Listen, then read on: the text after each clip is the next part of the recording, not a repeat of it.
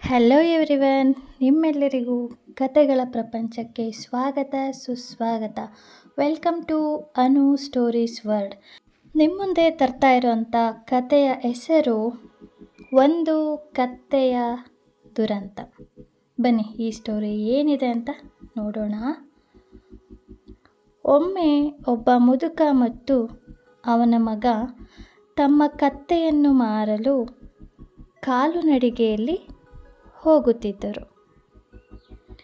ಅವರು ಮಾರುಕಟ್ಟೆಯೊಂದರಿಂದ ಹಾದು ಹೋಗುವಾಗ ಕೆಲವರು ಹೇಳಿದರು, ನೋಡಿ, ಅವರ ಬಳಿ ಕತ್ತೆ ಇದ್ದರೂ ಕಾಲುನಡಿಗೆಯಲ್ಲಿ ಹೋಗುತ್ತಾರೆ. ನಿಮ್ಮಲ್ಲಿ ಒಬ್ಬರು ಏಕೆ ಕತ್ತೆಯ ಮೇಲೆ ಕುಳಿತುಕೊಳ್ಳುವುದಿಲ್ಲ? ಈ ಥರ ಒಬ್ಬ ವ್ಯಕ್ತಿ ಕೇಳಿದ್ರು. ಮುದುಕ ಉತ್ತರಿಸುತ್ತಾನೆ, ನೀವು ಹೇಳಿದ್ದು ಸರಿ.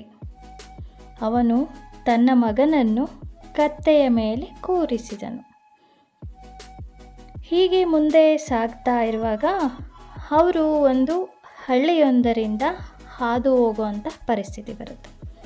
ಆವಾಗ ಒಬ್ಬ ವ್ಯಕ್ತಿ ಅಪಹಾಸ್ಯ ಮಾಡ್ತಾನೆ.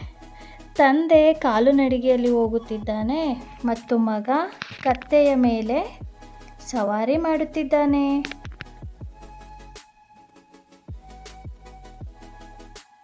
ಈಗ ಮುದುಕ ತನ್ನ ಮಗನನ್ನು ಕೆಳಗಿಳಿಯುವಂತೆ ಹೇಳಿದನು ಮತ್ತು ಅವನೇ ಕತ್ತೆಯ ಮೇಲೆ ಕುಳಿತನು.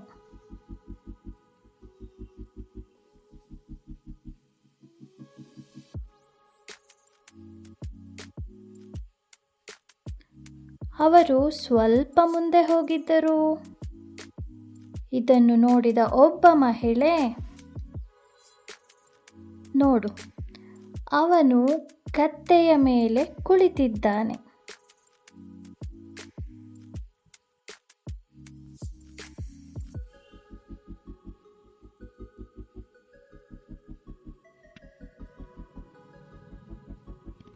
ಮತ್ತು ಅವನ ಮಗ ನಡೆದುಕೊಂಡು ಹೋಗುತ್ತಿದ್ದಾನೆ.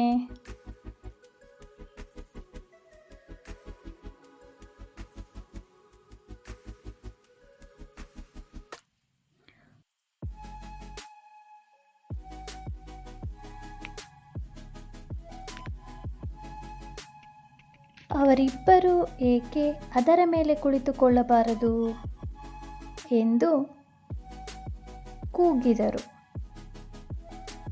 ಈಗ ತಂದೆ ಮತ್ತು ಮಗ ಇಬ್ಬರೂ ಕತ್ತೆಯ ಮೇಲೆ ಕುಳಿತುಕೊಂಡರು.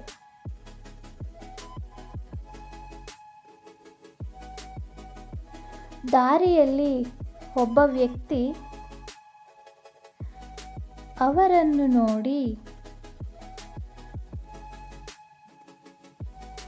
ನೀವಿಬ್ಬರೂ ಈ ದುರ್ಬಲ ಕತ್ತೆಯ ಮೇಲೆ ಕುಳಿತಿರುವುದು ಎಷ್ಟು ನಾಚಿಕೆಗೇಡು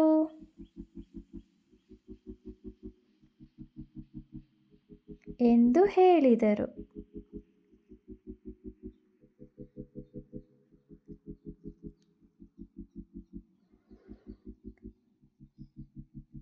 ಈಗ ಅವರು ಕತ್ತೆಯ ಕಾಲುಗಳನ್ನು ಕಟ್ಟಿ ಮರದ ಕಂಬಕ್ಕೆ ತಲೆ ಕೆಳಕಾಗಿ ನೇತು ಹಾಕಿದರು. ಅದನ್ನು ಹೆಗಲ ಮೇಲೆ ಹಾಕಿಕೊಂಡು ಮುಂದೆ ಸಾಗಿದರು.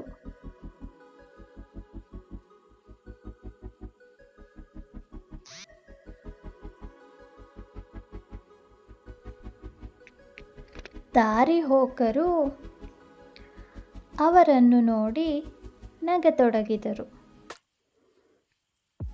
ಈ ನಗುವಿನ ಜೋರಾದ ಶಬ್ದವು ಕತ್ತೆಯ ಮನಸ್ಸಿನ ಶಾಂತಿಯನ್ನು ಕದಡಿತು.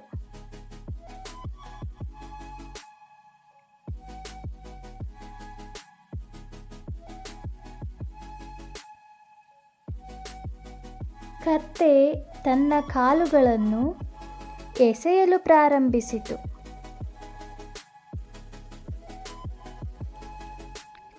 ಇದರಿಂದ ಹಗ್ಗ ತುಂಡಾಗಿ ಕತ್ತೆ ನದಿಗೆ ಬಿದ್ದು ಸಾವನ್ನಪ್ಪಿತು. ಹೀಗೆ ಕತ್ತೆಯ ದುರಂತವಾಯಿತು. ಕಥೆಯ ನೀತಿ: ಬೇರೆಯವರ ಮಾತಿಗೆ ಕಿವಿಗೊಡಬೇಡಿ. ನಮಗೆ ಯಾವುದು ಸರಿ ಅನಿಸುತ್ತೋ ನಾವು ಅದನ್ನೇ ಮಾಡಬೇಕು. ಬೇರೆಯವರ ಮಾತಿಗೆ ಕಿವಿಗೊಟ್ಟರೆ ಈ ರೀತಿ ಆಗತ್ತೆ, ಕೊನೆಗೆ ದುರಂತನೇ ಸಂಭವಿಸೋದು. ಬೇರೆಯವರ ಮಾತಿಗೆ ಕಿವಿಗೊಡಬೇಡಿ. ಇದು ಒಂದು ಕಥೆಯ ನೀತಿಯಾಗಿದೆ. ನೋಡಿದ್ರಲ್ಲ ಫ್ರೆಂಡ್ಸ್, ಹೊಸದಾಗಿ ಯಾರೆಲ್ಲ ನನ್ನ ಚಾನೆಲನ್ನು ನೋಡ್ತಾ ಇದ್ದೀರಾ, ಸಬ್ಸ್ಕ್ರೈಬ್ ಮಾಡಿಲ್ಲ ಅಂದರೆ ಸಬ್ಸ್ಕ್ರೈಬ್ ಮಾಡ್ಕೊಂಡು ನೋಡಿ. ಪಕ್ಕದಲ್ಲಿರೋವಂಥ ಬೆಲ್ಲೈಕನ್ ಕ್ಲಿಕ್ ಮಾಡಿ, ಆಲ್ ಬಟನ್ ಸೆಲೆಕ್ಟ್ ಮಾಡಿ. Thank you.